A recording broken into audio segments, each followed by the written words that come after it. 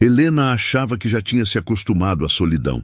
2 anos desde a morte do marido. 2 anos ouvindo apenas o vento nas árvores e o próprio coração batendo alto demais dentro do peito. A casa no meio da mata era seu refúgio e sua prisão. Naquela noite, a tempestade caiu violenta, como se o céu estivesse desabando. Ela trancou portas, fechou janelas e tentou ignorar o barulho do mundo lá fora. Foi então que ouviu algo diferente. Batidas na porta, firmes, urgentes. Helena hesitou. Ninguém passava por ali, ninguém. Quando abriu, encontrou um homem encharcado, perdido na chuva e na vida. Ela ainda não sabia. Mas aquela noite não traria apenas uma tempestade, traria um recomeço. Mas antes de começar de verdade, escreve aqui nos comentários a sua cidade. Eu gosto de saber quem está do outro lado dessa tela. E se histórias que mexem com o coração te prendem até o final, já se inscreve. Você vai gostar do que vem por aí. Vamos lá! A chuva começou no fim da tarde, quando Miguel ainda tinha quase 40 quilômetros pela frente. Ele não ligou para o céu fechado.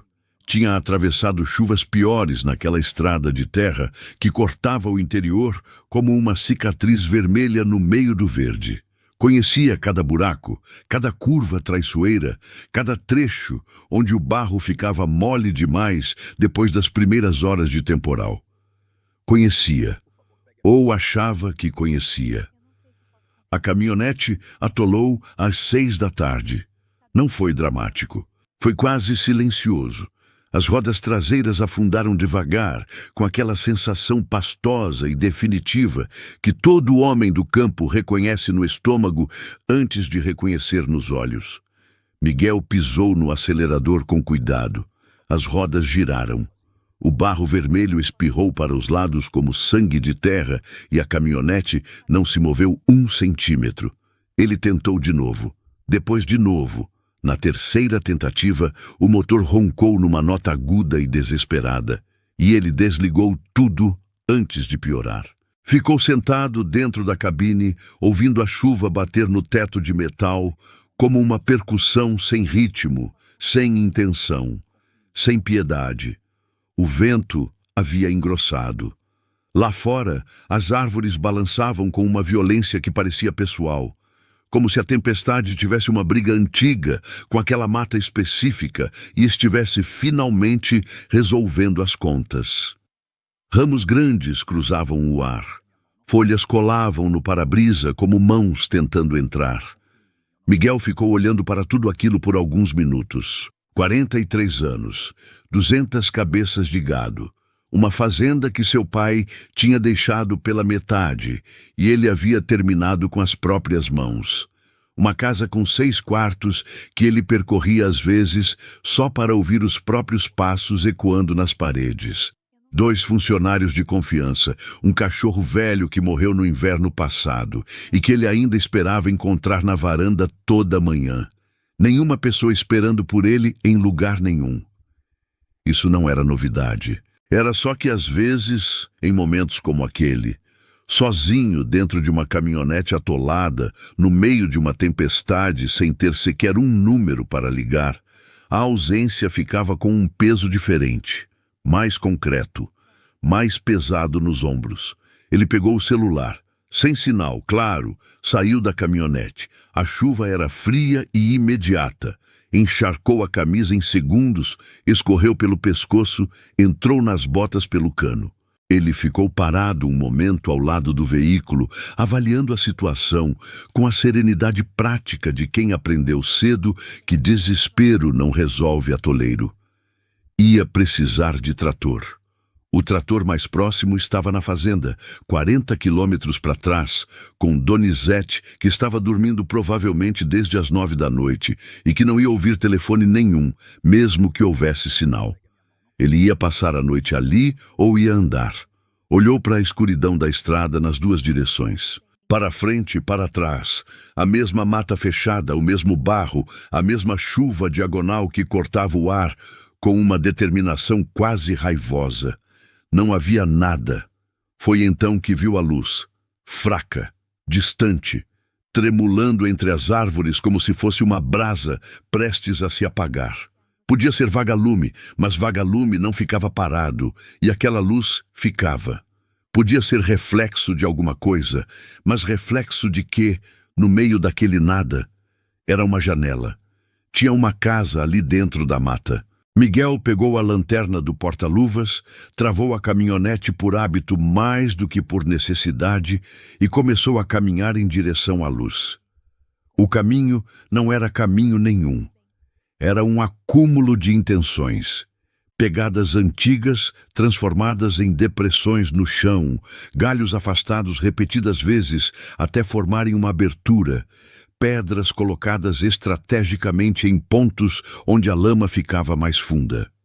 Alguém havia passado por ali muitas vezes. Alguém que conhecia aquela passagem no escuro melhor do que ele, conhecia os corredores da própria casa.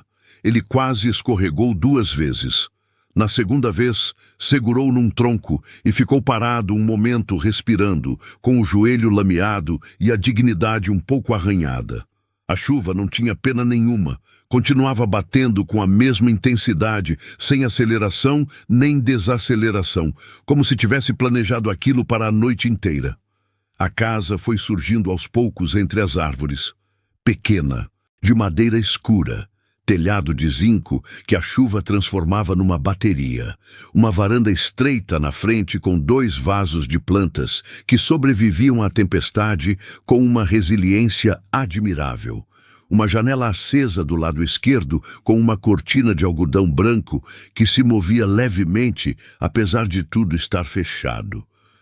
Miguel ficou parado na beira da mata por um momento. Havia algo naquela casa que o deixava hesitante. Não medo, exatamente, mas uma consciência de que estava prestes a interromper alguma coisa. Uma vida pequena e organizada que não havia pedido visita. Uma existência que havia se arrumado no tamanho daquele espaço e que não necessariamente tinha espaço para um homem encharcado batendo a porta no meio da tempestade.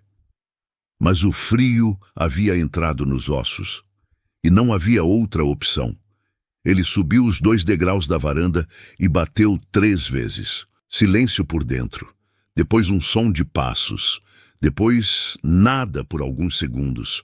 Ela estava olhando pela fresta, ele percebeu. Avaliando. Decidindo. A porta abriu. A mulher que apareceu não era o que ele esperava, embora ele não soubesse exatamente o que esperava.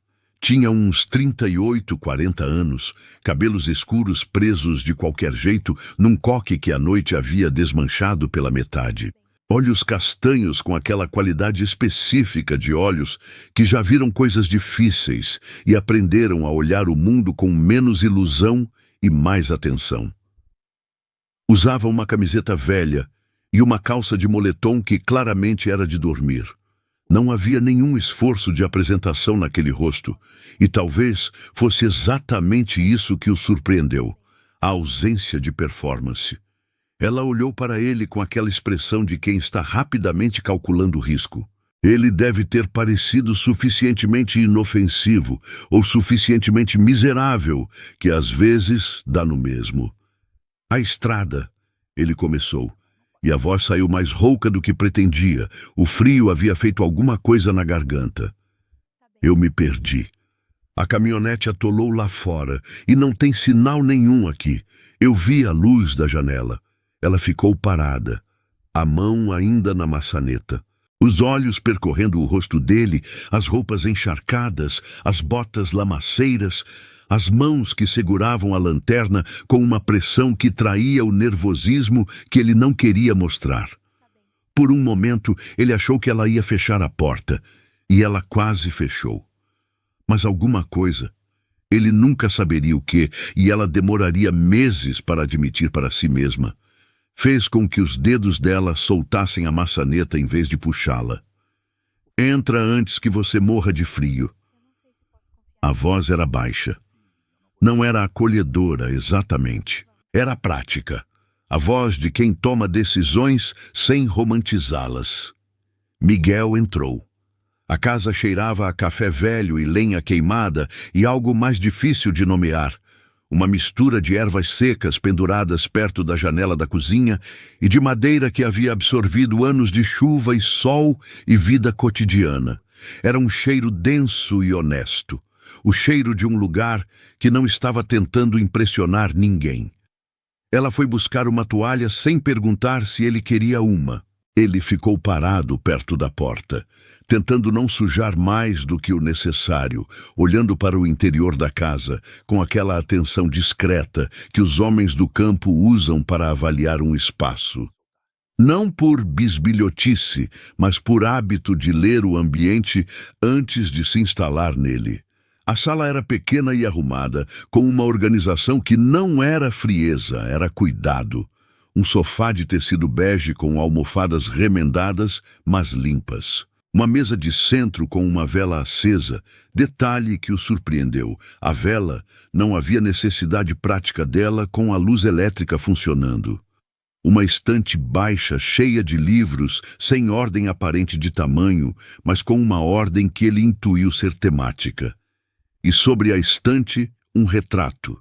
Ela mais jovem, talvez uns 10 anos mais jovem, o rosto com uma abertura que o rosto atual não tinha mais.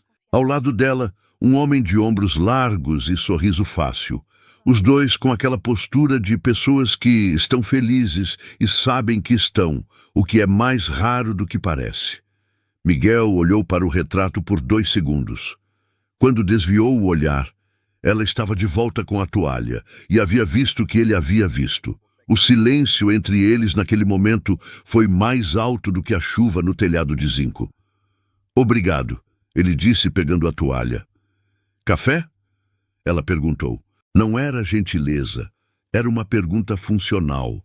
Ele estava com frio, café aquecia, era uma equação simples. Se não for trabalho. Já está feito. Ela foi para a cozinha e ele ficou se secando, passando a toalha no cabelo, tentando arrancar o máximo de água possível das roupas que ainda pingavam no assoalho de madeira. Na cozinha, ouvia o som de xícaras, o som de uma colher batendo no fundo de uma caneca. Sons domésticos e pequenos que de alguma forma tornavam a tempestade lá fora mais surreal em comparação. Ela voltou com 2 canecas. Sentou do lado oposto da mesa.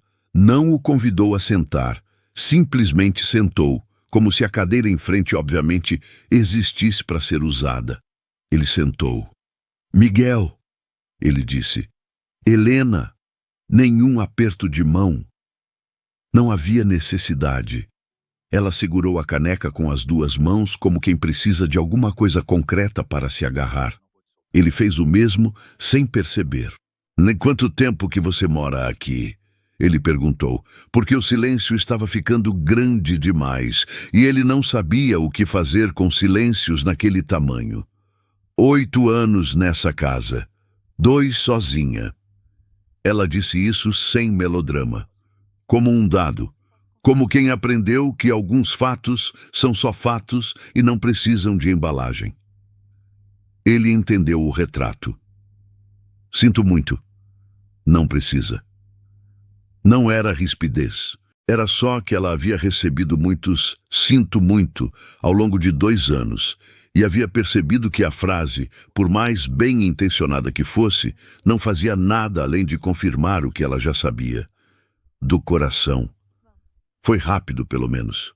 Ele não disse mais nada sobre isso. Tomou um gole de café e deixou o silêncio ser do tamanho que precisava ser. E você? Ela perguntou depois de um momento. O que um fazendeiro faz sozinho numa estrada de terra às 8 da noite, no meio de uma tempestade?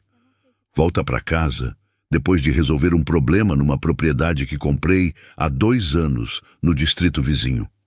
Pausa. Devia ter saído mais cedo. Devia. Algo na objetividade dela o fez dar uma pequena risada. Ela não sorriu, mas os olhos mudaram levemente. Não chegou a ser um sorriso, foi mais como a possibilidade de um sorriso. O espaço que um sorriso ocuparia se ela decidisse deixar-o entrar.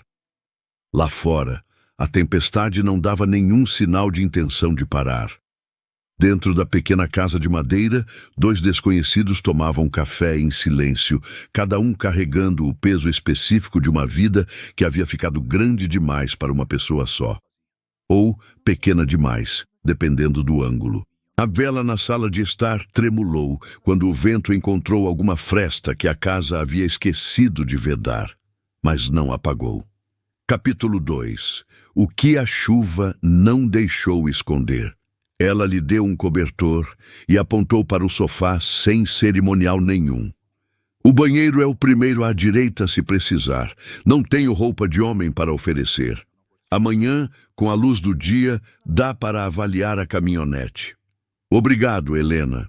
De verdade. Ela acenou com a cabeça. Aquele gesto específico de quem aceita o agradecimento sem querer ficar nele.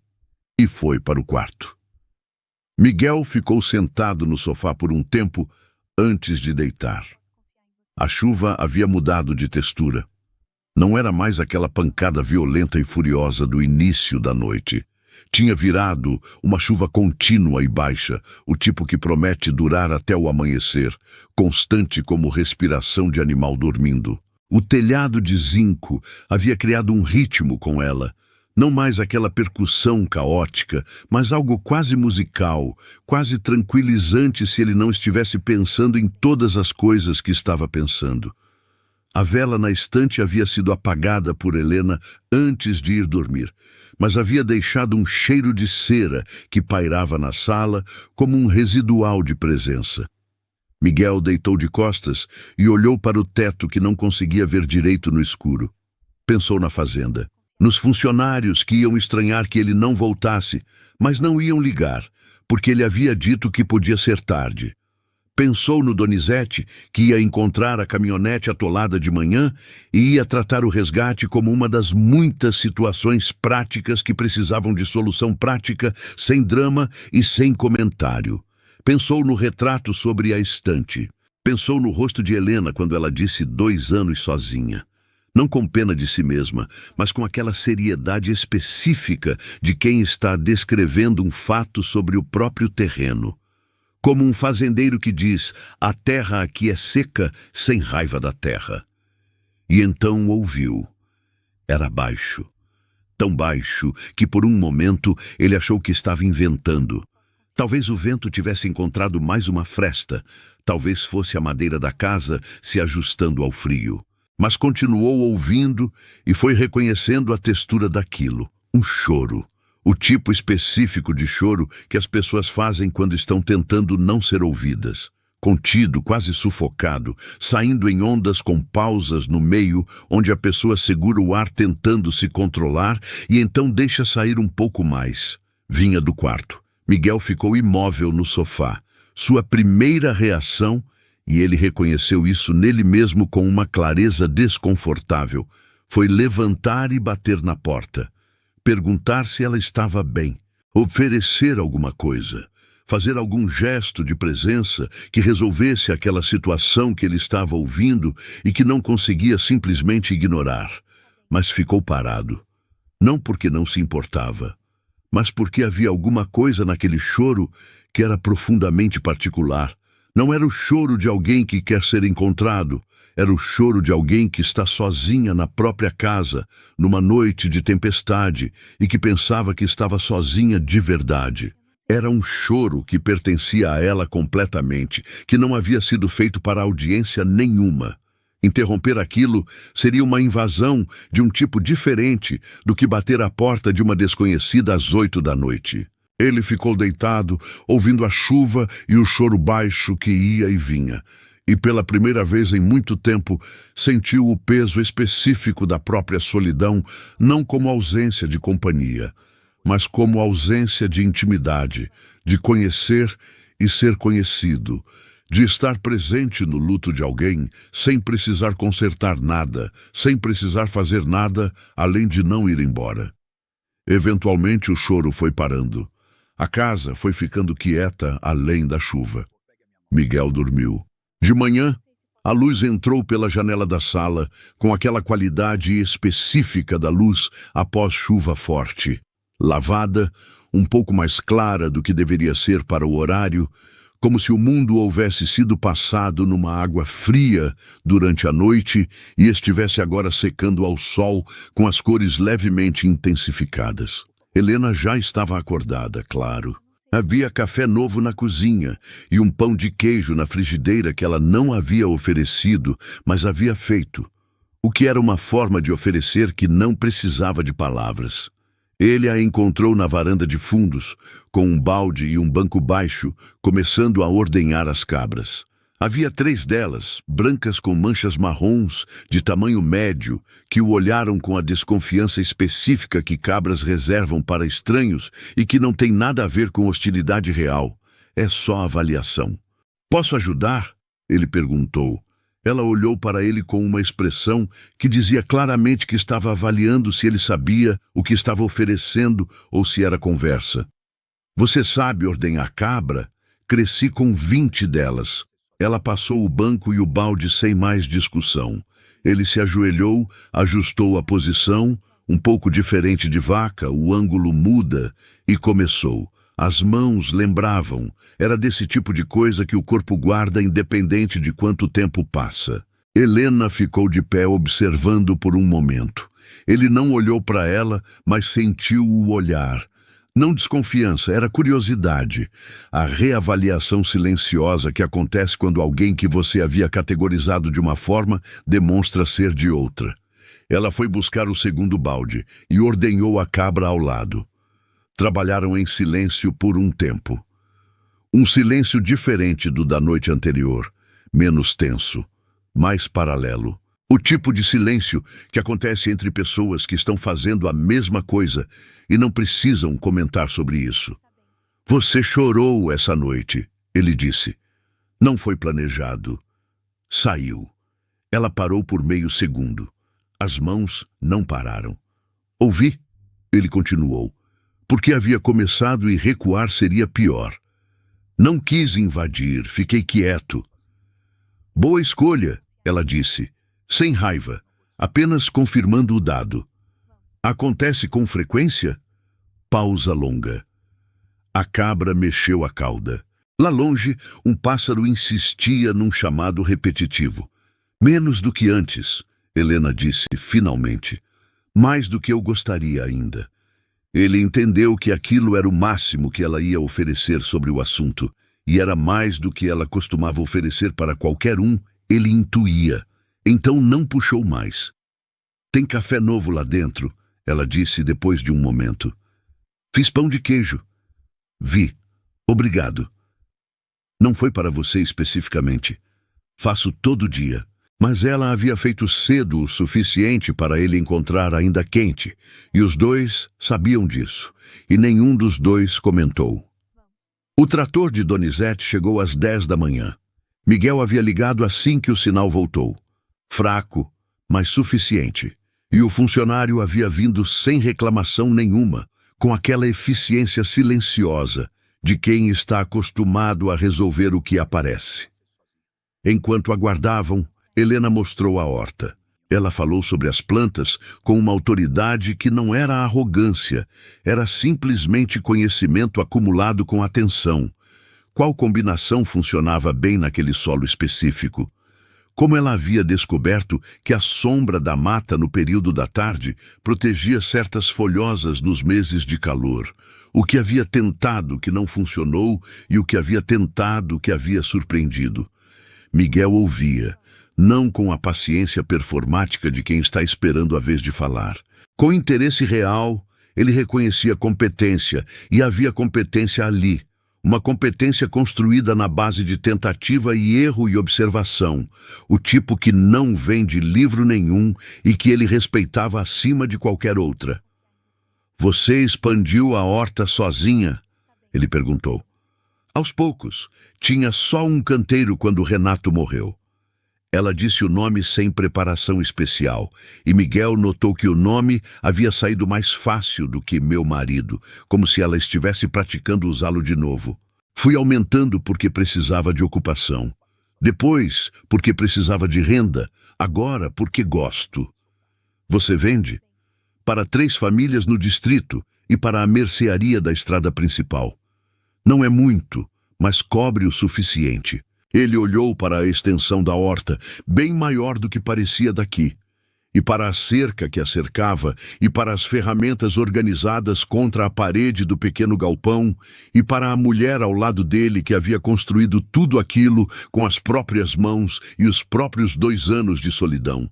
E sentiu alguma coisa que não era exatamente admiração, mas era parente próximo dela. O trator chegou. A caminhonete saiu do barro em 40 minutos. Donizete avaliou os danos. Nenhum além da sujeira. Com aquele olhar prático de quem já viu coisa pior, acenou para Miguel e foi embora. Miguel ficou parado ao lado da caminhonete limpa. Helena estava de volta à varanda da frente, o mesmo ponto onde havia aberto a porta na noite anterior. Havia uma simetria naquilo que ele não havia planejado, mas estava sentindo. Obrigado por abrir a porta, ele disse. Qualquer pessoa abriria. Não sei se é verdade. Ela ficou quieta.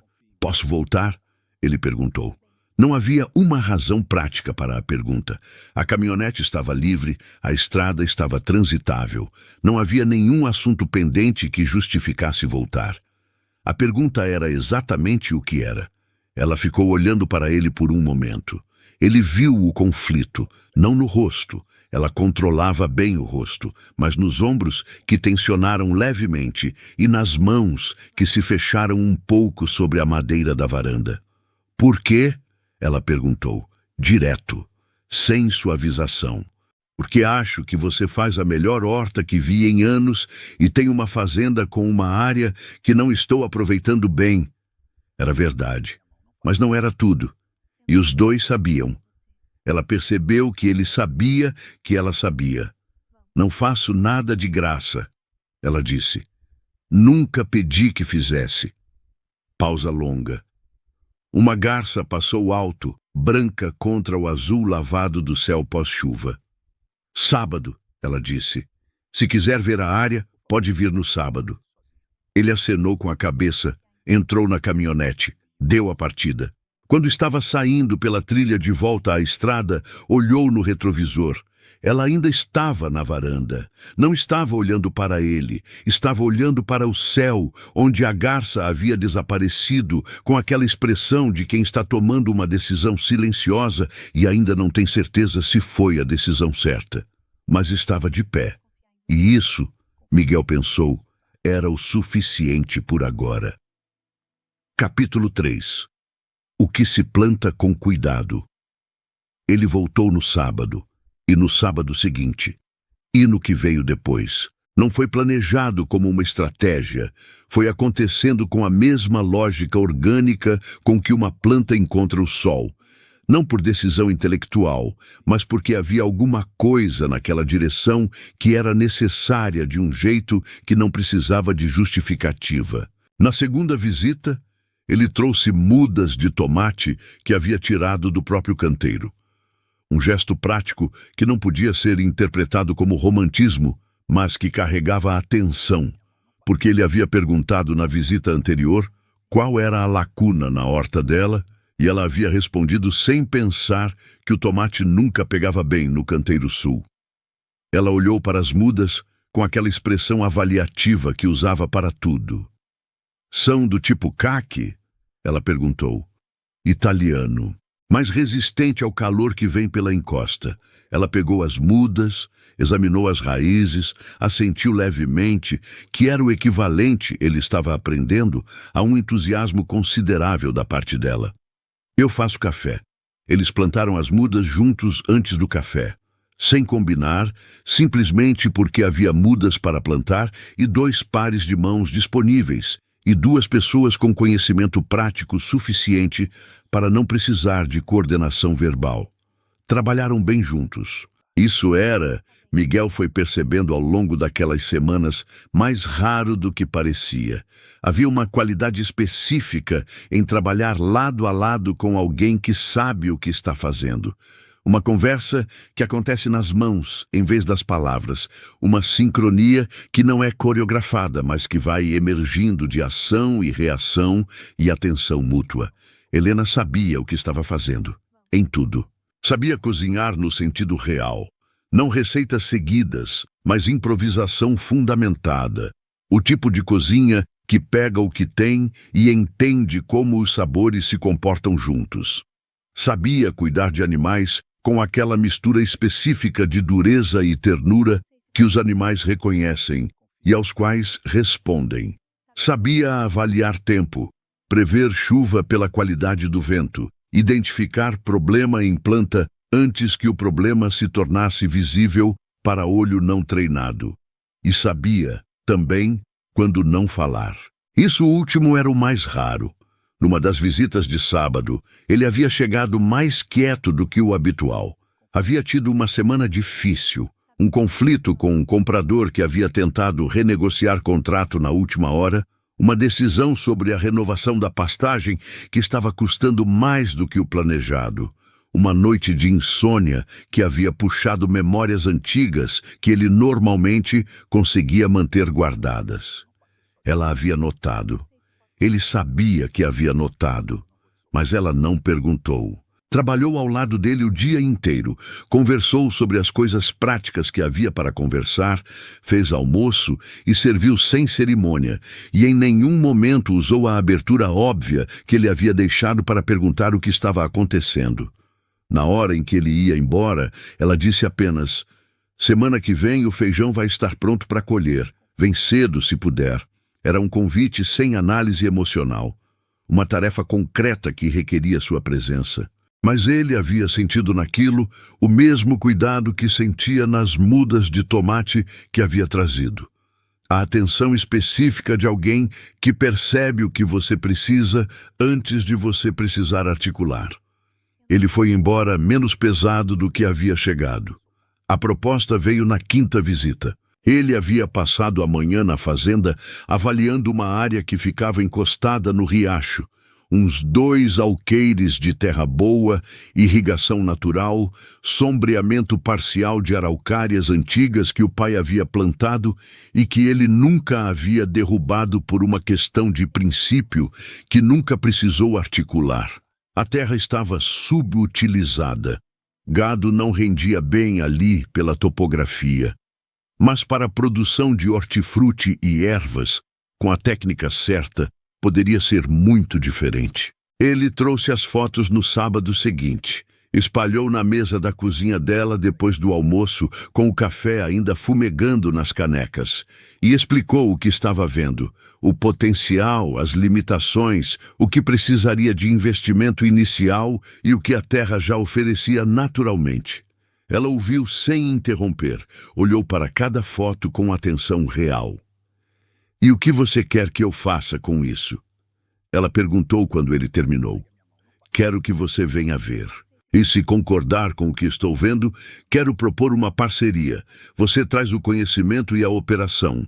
Eu entro com a terra e o investimento inicial. Dividimos o resultado." Silêncio. Ela olhou para as fotos de novo. Depois, para ele. "Como você divide?" 50-50. Ela ficou quieta por um tempo longo, o suficiente para que ele começasse a achar que havia errado o timing, ou a abordagem, ou alguma outra coisa que havia calculado mal. "Isso não é negócio, é caridade," ela disse, finalmente. "Não é. Você vai trabalhar mais do que eu nessa terra. O conhecimento operacional vale pelo menos tanto quanto o capital. Você não me conhece há tempo suficiente para saber o que vale o meu conhecimento. Conheço o suficiente." Ela cruzou os braços. Não era defensividade, era pensamento. Ele havia aprendido a diferença. "Se eu aceitar," ela disse devagar, pesando cada palavra, "é parceria de verdade. Com contrato. Com divisão clara de decisão.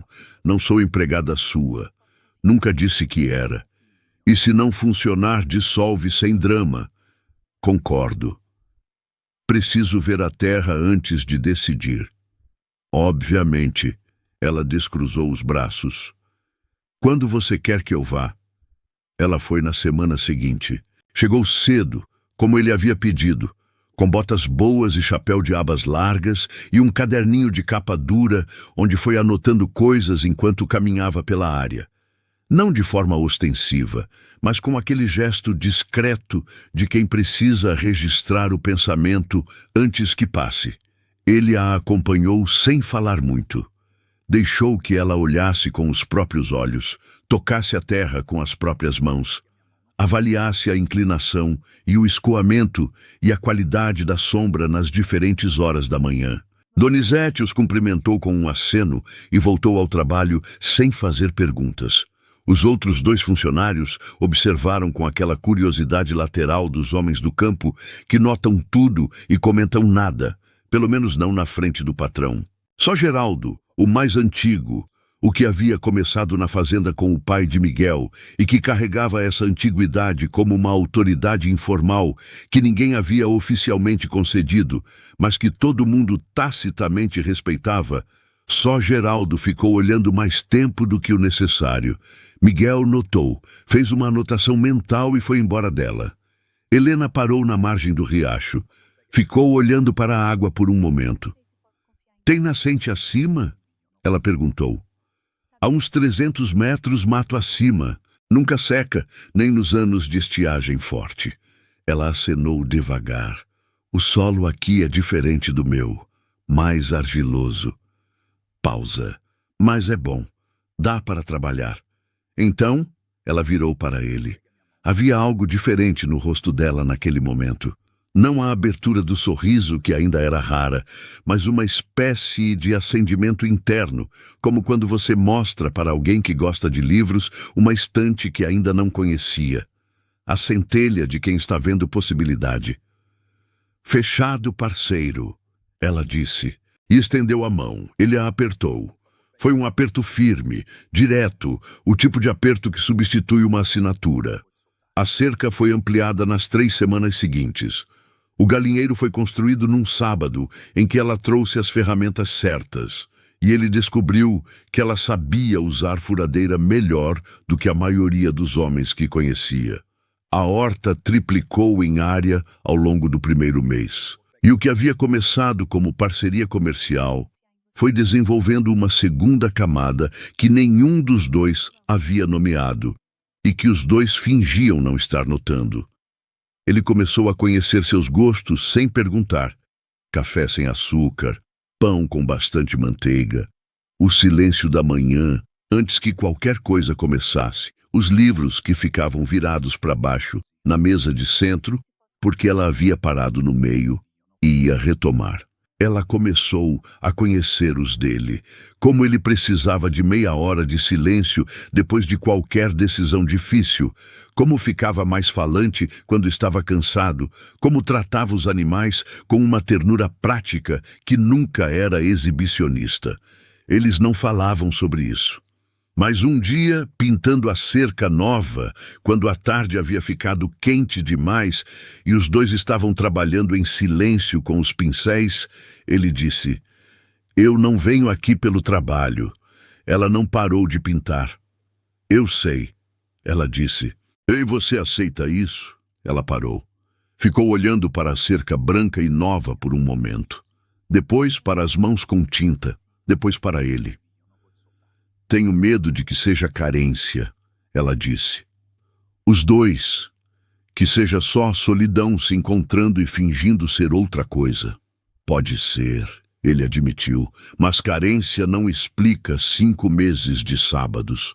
Não explica que eu conheço cada planta da sua horta pelo nome que você deu para ela.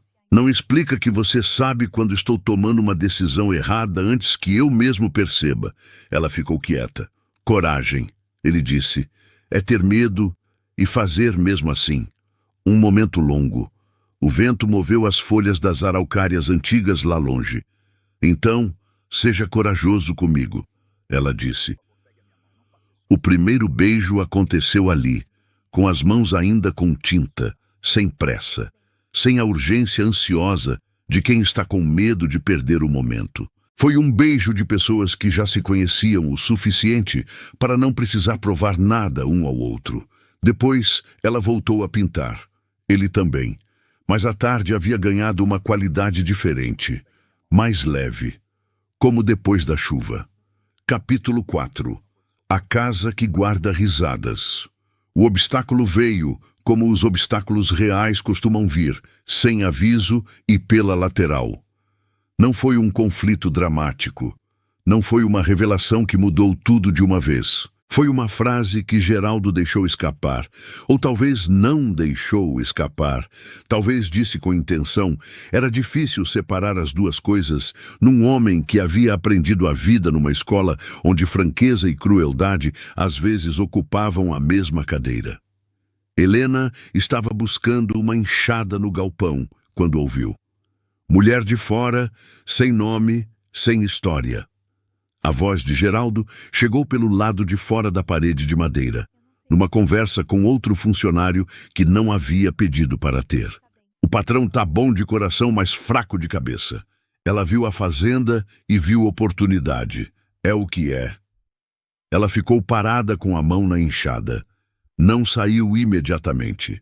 Ficou ouvindo mais alguns segundos, o suficiente para confirmar que havia ouvido certo.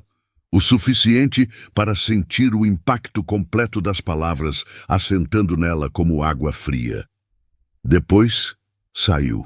Passou pelo restante da tarde trabalhando com a mesma eficiência de sempre, mas com uma parte dela em outro lugar, repassando a frase, examinando-a de ângulos diferentes, perguntando-se o que havia de verdade naquilo, porque era essa a pergunta honesta que ela se recusava a não fazer. Será que era isso? Ela havia saído da pequena casa isolada. Havia aceitado parceria com um fazendeiro que havia aparecido na tempestade como personagem de história que parece boa demais para ser real. Havia deixado entrar alguém. Havia começado, devagar e com muito cuidado, a construir alguma coisa. E se Geraldo tivesse razão? Não sobre ela. Ela sabia o que sentia, tinha clareza suficiente sobre si mesma para não confundir ambição com afeto. Mas e sobre o que ela representava para ele? E se Miguel estivesse preenchendo um espaço vazio com a primeira coisa que coubesse e ela fosse simplesmente isso, a coisa que coubera? Aquela noite ela ficou acordada por muito tempo. Pensou em Renato. Não com a dor aguda dos primeiros meses, que havia ido embora devagar e em silêncio, como vai embora qualquer dor que você não alimenta mais com energia constante. Pensou nele com uma ternura mais calma, como se pensa num lugar muito bom que você visitou uma vez e que não existe mais exatamente daquele jeito, mas que moldou a forma como você avalia todos os outros lugares desde então. Renato havia sido seguro. Havia sido conhecido. Havia sido a vida que ela havia escolhido com 26 anos de certeza e que havia durado 15 anos e que havia terminado numa tarde de quarta-feira comum, sem aviso, sem preparação, sem chance de dizer as coisas que ficaram por dizer. E ela havia aprendido nos 2 anos depois que a segurança não era garantia de nada, que a escolha certa podia acabar, que amar alguém não protegia ninguém de nada. Então, o que era coragem naquele contexto? Era não amar para não perder de novo? Ou era exatamente o contrário? Ela não disse nada para Miguel sobre o que havia ouvido, mas ele percebeu que algo havia mudado. Conhecia os padrões dela bem o suficiente agora. A forma como ficava mais monossilábica quando estava processando alguma coisa difícil, como os movimentos ficavam um pouco mais econômicos, como evitava contato visual não por hostilidade, mas por precisar de espaço dentro de si mesma que ela não conseguia manter se estivesse olhando nos olhos de alguém. Ele esperou 2 dias. No terceiro, quando estavam juntos conferindo o inventário do galinheiro, ele disse: Geraldo disse alguma coisa. Não era pergunta. Ela parou. Ficou olhando para a caderneta de inventário. Como você sabe? Conheço ele há 20 anos e conheço você há 6 meses. Pausa. O que ele disse? Ela repetiu, palavra por palavra, sem suavizar, porque suavizar seria fazer a frase menor do que era e ela preferia lidar com o tamanho real das coisas. Miguel ouviu sem interromper. Ficou quieto por um momento depois. Ele não está errado em ter desconfiança, disse finalmente. Ele me conhece desde que eu tinha 22 anos e fez muito mais por essa fazenda do que eu jamais vou conseguir agradecer direito. É natural que queira proteger. Ele me chamou de oportunista. Ele não te conhece. E você me conhece? Sim. A simplicidade com que ele disse aquilo, sem defensividade, sem argumentação elaborada, apenas o peso direto de uma afirmação, fez alguma coisa se movimentar dentro dela. Eu poderia estar aproveitando, ela disse. Precisava testar aquilo em voz alta. Poderia, mas não está, ele a olhou. E eu poderia estar preenchendo um vazio com qualquer coisa que coubesse. Mas não estou fazendo isso com você. Você sabe que não estou. Ela sabia. Esse era o problema. Ela sabia. Teve prejuízo na plantação esse mês, ela disse, mudando o ângulo. Eu sei, vi os números. E as cabras. 3 adoeceram. O veterinário custou mais do que o planejado. Sei disso também. Não é um bom momento para continuar investindo nessa parceria, financeiramente. Não estou investindo em animais, ele disse. Ou em cerca, ou em galinheiro. Pausa. Estou investindo em nós. E esse é um investimento que eu sei que não estou errando. Ela olhou para ele por um momento longo. Depois voltou para a caderneta de inventário. Precisa comprar mais ração na semana que vem, ela disse. O estoque vai acabar antes do esperado. Eu passo buscando na quarta. E era isso. Não havia resolução dramática, não havia abraço cinematográfico onde a música sobe e as dúvidas evaporam. Havia uma mulher escolhendo ficar, não por medo, não por inércia, não por falta de alternativa, mas por uma decisão ativa que ela tomava sabendo de todos os riscos e escolhendo de qualquer jeito. Isso, ela foi percebendo naquele momento, era o que o amor de verdade pedia. Não a ausência de medo, mas a escolha consciente de não deixar que o medo decidisse por você. A proposta da casa nova veio numa tarde de outono, quando a luz ficava horizontal e dourada sobre as araucárias e o riacho fazia um barulho baixo e constante que era quase impossível de distinguir do silêncio. Estavam sentados na margem depois de um dia longo. Ela havia tirado as botas e colocado os pés na água que estava fria. Ele havia ficado com as botas, mas havia tirado o chapéu e colocado na grama ao lado. Tem um ponto aqui, ele disse, onde eu sempre pensei que ficaria bem uma casa. Aquela curva onde as araucárias fazem um arco natural, terreno alto o suficiente para não ter problema com enchente, visão para o riacho de 3 ângulos. Ela não disse nada. Olhou para o ponto que ele estava descrevendo. Uma cozinha grande, ele continuou. Varanda em volta para a brisa, quartos para visita, que essa fazenda precisava há muito tempo de uma casa que recebesse gente de verdade. Mesa grande demais para 2. Ela olhou para ele. E o que você está propondo exatamente? Que a gente construa ela, silêncio. A minha casa, ela disse devagar, foi construída pelo Renato. Tábua por tábua. Eu estava lá do começo ao fim. Tem a mão dele em cada parte. Eu sei. Não é simples deixar. Eu sei disso também. Você está pedindo para eu abandonar a única coisa que ainda tem ele de forma concreta. Ele ficou quieto por um momento. Depois disse, Renato construiu aquela casa porque te amava. Com todo o amor que ele tinha por você, ele não ia querer que você ficasse presa nela para sempre. Era a coisa mais difícil e mais verdadeira que ela havia ouvido em 2 anos. Ela ficou olhando para o riacho por muito tempo. Quando olhou de volta para ele, os olhos estavam brilhando, mas ela não estava chorando, estava chegando a alguma coisa. Varanda em volta? Ela disse. Em volta completa. De cozinha grande de verdade. Grande o suficiente para você fazer conserva de 20 potes ao mesmo tempo, se quiser. Ela deu a primeira risada completa que ele havia ouvido dela. Não o sorriso contido, não o acendimento nos olhos. Uma risada real, com som, que saiu sem permissão. Então vamos construir. A casa ficou pronta em 6 meses. A casa velha de Helena foi alugada para uma família jovem.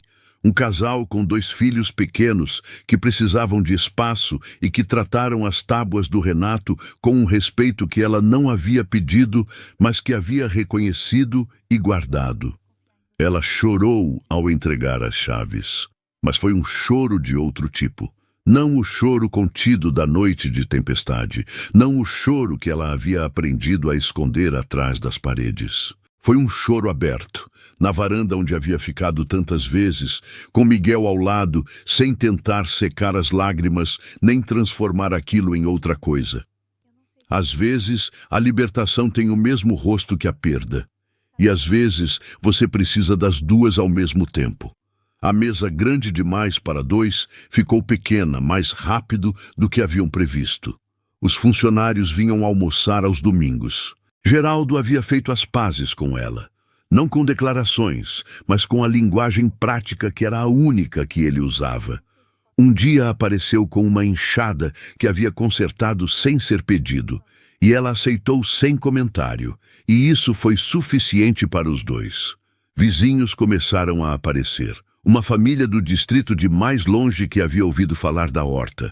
Uma professora aposentada que queria aprender sobre ervas medicinais. Uma mulher jovem que havia se mudado sozinha para uma propriedade menor e que chegou na porta com uma pergunta sobre solo e ficou até o jantar. A casa foi enchendo do jeito que as casas boas enchem, não de uma vez, mas por acumulação de momentos, de almoços que se estenderam, de visitas que viraram costume, de pessoas que foram voltando porque havia algo naquele lugar que os deixava mais leves do que tinham chegado. O pedido aconteceu na primavera. Miguel havia organizado uma festa na fazenda.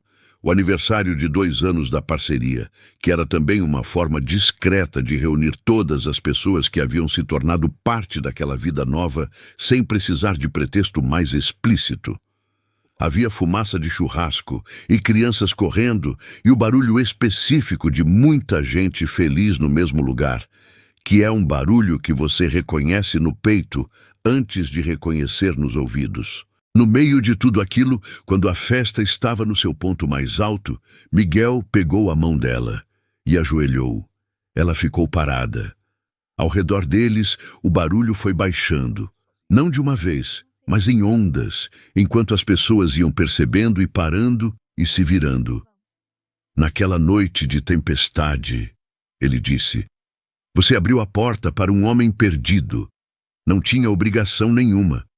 Tinha todo o direito de não abrir, mas você abriu. Pausa. Aí, desde então, você foi abrindo. A horta, a cerca, a mesa, a casa nova. Você foi abrindo espaço para que eu existisse na sua vida de um jeito que eu não merecia ainda e que fui tentando merecer todos os dias desde então. Ele segurou a mão dela com as 2 mãos. Hoje, eu quero abrir a minha vida inteira para você.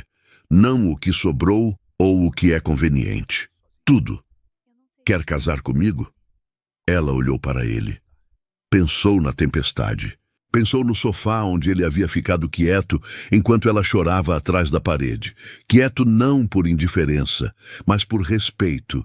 Pensou nas mudas de tomate no caderninho de inventário, na risada que havia saído sem permissão naquela tarde no riacho. Pensou no medo que ainda existia, que nunca ia desaparecer completamente e que havia aprendido a carregar sem deixar que ocupasse mais espaço do que merecia. Sim, ela disse. O barulho da festa voltou de uma vez, multiplicado. O casamento foi simples. Na propriedade, com as pessoas que eram parte daquela história. A mesa longa da varanda coberta de comida que ela havia passado 2 dias preparando. Flores do próprio jardim. Nenhum protocolo que não tivesse sentido para os 2. Real, verdadeiro. O tipo de coisa que dura. Anos depois, uma tempestade chegou com a força das tempestades que têm paciência. A que espera a hora certa para cair com tudo. Miguel estava lendo na varanda quando viu os relâmpagos ao longe. Helena estava na cozinha, o cheiro de canja aquecendo a casa inteira. Os dois filhos de uma funcionária dormiam nos quartos de visita porque a chuva havia pego todo mundo de surpresa e a estrada para o distrito já estava complicada. A casa estava cheia. Quando o som de carro chegou pela estrada, ele achou que era alguém da fazenda, mas o carro parou de forma estranha. Não parou como quem chegou, parou como quem não conseguia mais continuar. Depois os passos na lama e a batida na porta. Ele abriu. Era uma mulher. 30 e poucos anos, encharcada, o cabelo colado no rosto, os olhos com aquela expressão específica de quem está mantendo a compostura pela força da necessidade e não pela ausência de desespero. Carregava uma mochila nas costas, como quem saiu rápido e levou o que coube. A estrada, ela começou, e a voz estava fria e rouca. Meu carro travou. Eu não tenho sinal. Miguel sentiu Helena aparecer atrás dele. Eles trocaram um olhar. Foi rápido. 10 anos de vida compartilhada numa fração de segundo, a memória da tempestade, da porta aberta, do café sem cerimônia, das mudas de tomate, do choro respeitado, da risada que saiu sem permissão, de tudo o que havia sido construído a partir de um momento exatamente como aquele. Ela deu um passo à frente. Entra antes que você morra de frio, Helena disse. A mulher entrou. A casa estava cheia de luz. A cozinha, a sala, os quartos, a varanda comprida, cheia de calor e de cheiro de canja e do barulho baixo de pessoas que estavam bem num lugar que havia sido construído para estar bem. Ninguém estava perdido. E talvez fosse exatamente isso que uma casa boa fazia. Não proteger as pessoas do mundo lá fora, com suas tempestades e suas estradas de barro e seus carros que atolavam nas piores horas. Mas garantir que quando o mundo lá fora fizesse o que sempre fez, houvesse um lugar para entrar, uma luz acesa na janela, uma voz que dissesse, venha antes que você morra de frio. E café. Sempre café. Fim.